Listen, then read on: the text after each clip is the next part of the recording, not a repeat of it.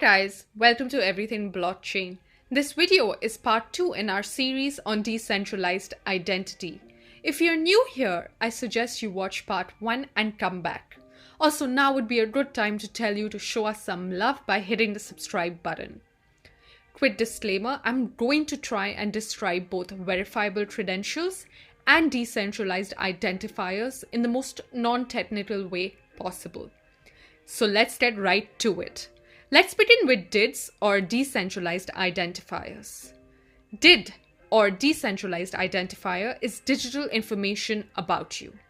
However, unlike other identifiers like your employee ID, student ID, or even your email, DIDs are issued, managed, and stored by you.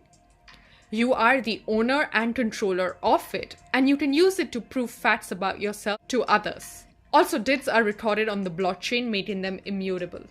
So a DID is a globally unique identifier that does not require a centralized authority for generation or registration. It is unique globally. It's also important to note that you can set up multiple DIDs if you wish to. For example, you could have one for all official purposes and one for other purposes. DIDs are associated with a pair of cryptographic keys. You have the public key and a private key. Private key is what you keep to yourself.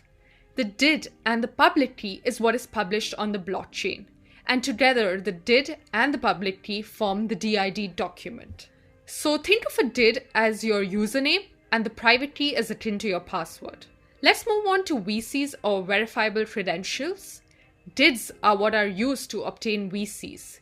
VCs add credibility to your DID and deliver proof of various aspects of your identity. VCs give you the control and privacy of a physical ID, coupled with the convenience of an online identity. With VCs, you can manage and share your credentials from the comfort of your digital wallet, and you can instantly prove your identity with it. Basically, under this setup, the verifier sends you a request. You receive this request in your wallet. Now you can either accept it or deny it.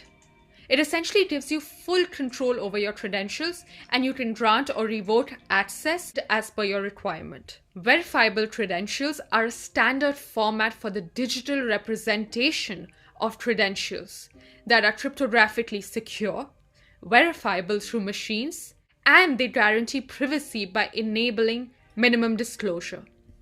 Let me quickly take you through some of the most important characteristics of a VC. Firstly, they're tamper-proof. As I mentioned, they're cryptographically signed by trusted authorities. Therefore, they provide maximum trustworthiness for the verifiers. Verifiers have absolutely no reason to doubt the authenticity.